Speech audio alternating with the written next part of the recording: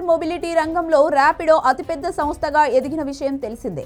ఈ క్రమంలో యూజర్లను తమ ప్లాట్ఫామ్ ఉపయోగించుకునేందుకు అనేక యాడ్ క్యాంపెయిన్స్ నిర్వహించాల్సి వచ్చింది.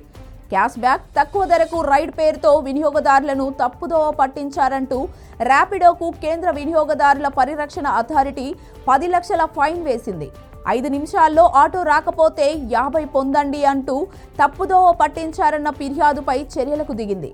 డబ్బులు రిటర్న్ ఇవ్వకపోగా కండిషన్స్ పేరుతో కాయిన్స్ ఇచ్చినట్లు గుర్తించింది. ఈ ప్రచారంతో ప్రభావితమైన వినియోగదారులకు రిఫండ్ చేయాలని ఆదేశించింది. 2024 జూన్ నుంచి 2025 జూలై మధ్య కాలంలో ఈ ర్యాపిడో కస్టమర్ల నుంచి దాదాపు 1200కు పైగా ఫిర్యాదులు వచ్చాయి.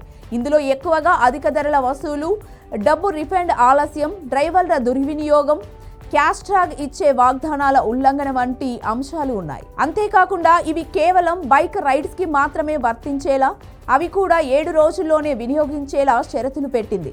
దీంతో సీసీపీఏ రంగంలోకి దిగి భారీ జరిమానా విధించింది.